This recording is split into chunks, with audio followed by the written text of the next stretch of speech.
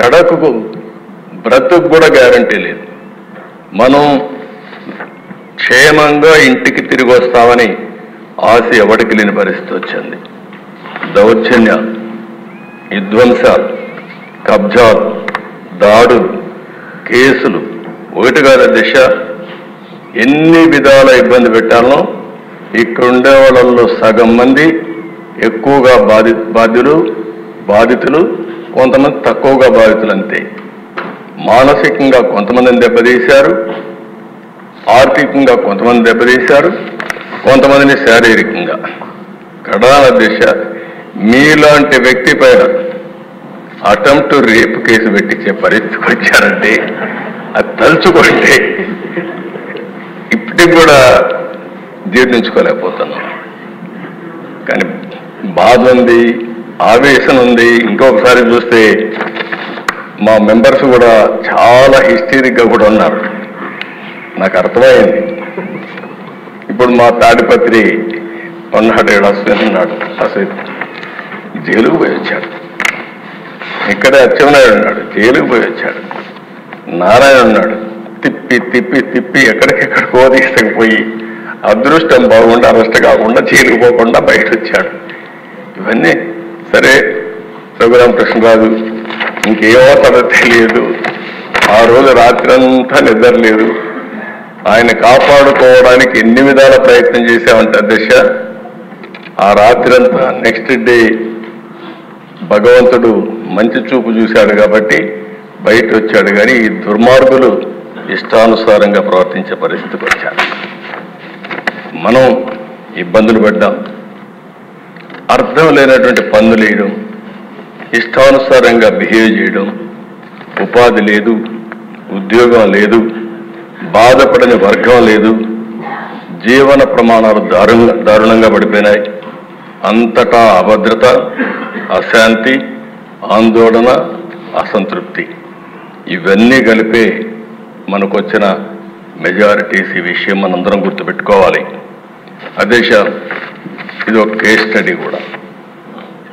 వ్యవస్థల్ని ఏ విధంగా విధ్వంసం చేశారు, ఒక పాలకుడు ఏ విధంగా అహంకారంతో విర్రవీగిపోయాడు, అసమర్థత, అవినీతి, విధ్వంసంతో వ్యవస్థల్ని ఏ విధంగా నాశనం చేశారు, రాష్ట్రం యొక్క బ్రాండ్ ఇమేజ్ ఏ విధంగా దెబ్బతీశారు, మంచి రాష్ట్రాన్ని ఏ విధంగా సర్వనాశనం చేశారు, రాజధాని కళ చంపేశారు.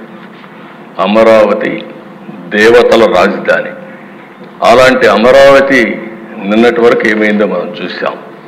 ఈరోజు మళ్ళీ కేంద్రం 15,000 కోట్ల రూపాయలు ఆర్థిక సహాయం చేయడానికి బడ్జెట్లో పెట్టారు. అందరి ముఖాల్లో చూస్తే ఆనందం కనపడుస్తూ ఉంది. అంటే మళ్ళా మంచి రోజులు ప్రారంభమయ్యాయనే ఆశ ఈరోజు వచ్చిందంటే ఏ విధంగా జరిగిందో మనం చూసాం. ఈరోజు అమరావతి పూర్తయింటే దిశ 2-3 లక్షల కోట్ల రూపాయలు ప్రజా సంపద మనకు వచ్చి ఉండేది. అప్పులు చేసే అవస్థ తీరేది. అలాంటి రాజధాని పోయింది. జీవనాడి పోలవరం 72% పూర్తయింది. 2020 నాటికి 21 నాటికి పూర్తయిపోయింది. అదే కావాలని కాంట్రాక్ట్ను మార్చడం, అదే మరి ఆఫీసర్లు మార్చడం, రివర్స్ టెండరింగ్ పెట్టడం, కడాన అతి ముఖ్యమైన జీవనాడైనటువంటి ఈ పోలవరాన్ని గోదావరిలో కలిపేయడం. ఇప్పుడు మళ్ళీ డయాఫామ్ వాల్ నుంచి స్టార్ట్ కావాలి. కాఫర్ డ్యాముల నుంచి మళ్ళా మనం పని ప్రారంభించాలి. ఇది కూడా మనం మనస్ఫూర్తిగా ధన్యవాదాలు చెప్పాలి. కేంద్రం ఈరోజు బడ్జెట్లో చెప్పినప్పుడు పోలవరాన్ని వీలైనంత తొందరలో పూర్తి చేస్తామని నిర్దిష్టమైన హామీ ఇచ్చారు. వారికి మనస్ఫూర్తిగా అధ్యక్ష, వ్యవసాయ శాఖ పూర్తిగా మూతపడిపోయింది. కాలువల్లో పూడిక తేలిన పరిస్థితి. అదే మరి ఎక్కడికక్కడ డ్రైన్స్ ఉంటే డ్రైన్స్ కూడా పూడిక తీయకుండా ఎక్కడికక్కడ రాష్ట్రంలో వర్షాలు పడితే పొలాలన్నీ మునిగిపోయే పరిస్థితి వచ్చింది. ఇంకో పైన దిశ ఇరిగేషన్ వ్యవస్థ చిన్నాభిన్నమైపోయే పరిస్థితికి వచ్చింది. ఒక్క ప్రాజెక్ట్ పూర్తి కాలేదు. ఇంకొక పక్కన చూస్తే ఉండే ప్రాజెక్టుల్లో గేట్స్ కూడా గ్రీస్ పెట్టలేని పరిస్థితి. కొన్ని ప్రాజెక్టులు మీరు చూస్తే దిశ గేట్లు కొట్టుకొని పోతే ఆ గేట్లు కూడా పెట్టలేని పరిస్థితి. ఆ గేట్లు పెట్టడానికి అయ్యే డబ్బులు కూడా ఇవ్వలేని దుస్థితి. అలాంటి భయంకరమైనటువంటి పాలనలు మనం చూసాం. ఇంకొక పక్కన దేశ ప్రభుత్వ టెర్రరిజంతో పెట్టుబడులు పరారైపోవడం.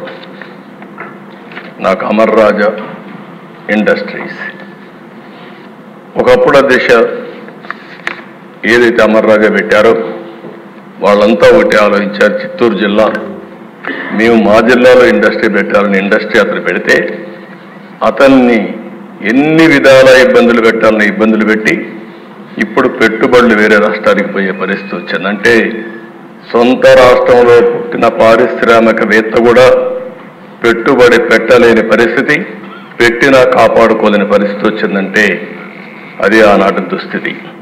24% నిరుద్యోగం. దేశంలోనే అతిపెద్ద నిరుద్యోగం ఉన్న రాష్ట్రం మన రాష్ట్రం అయ్యే పరిస్థితికి వచ్చింది. 5 ఏళ్లలో దిశ విపరీతంగా క్రైమ్ రేటు పెరిగింది. దళితుల హత్యలు పెరిగిపోయినాయి. డోర్ డెలివరీ నిన్నే నాకు ఆశ్చర్యం వేసింది. ప్రజాస్వామ్యాన్ని కాపాడాలని చెప్పి ప్లేకార్డు పట్టుకొచ్చారు. ఏం చెప్పాలో అర్థం కాలేదు. ఆ డోర్ డెలివరీ చేసిన వ్యక్తి కూడా ప్లేకార్డు.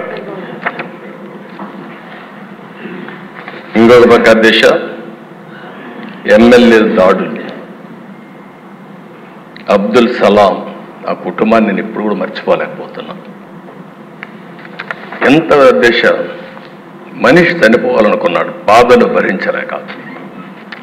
చనిపోవాలనుకుంటే వీళ్ళు మాట్లాడే మాటలైన తర్వాత నువ్వు చనిపోవాలనుకున్నా నిన్ను ప్రశాంతంగా చనిపోని నీ భార్య ఉంటుంది, గుర్తుపెట్టుకో, ఏం చేస్తావు చేసి చూపించమంటే నేను చనిపోయిన తర్వాత నా భార్యని ఏం చేస్తారో అని ఆలోచించి భార్యాభర్త ఇద్దరు చనిపోవాలని ఆలోచించుకుని ఇద్దరం చనిపోవాలని మాట్లాడుకుని అప్పుడు మళ్ళీ ఆలోచించి మనం ఇద్దరం చనిపోతే ఈ ఇద్దరు పిల్లలు అనాథలైపోతారు, ఏం చేయాలని ఆలోచించినప్పుడు కాదు నలుగురం కూడా చనిపోవాలని నిర్ణయించుకుని నలుగురు వెళ్ళి రైల్వే ట్రాక్ మీద వాళ్ళిద్దరి పిల్లల్ని కట్టేసి ఆ ట్రాక్ కింద పడి బలవంతం మరణం చేసుకున్నారంటే అది సాధ్యమే.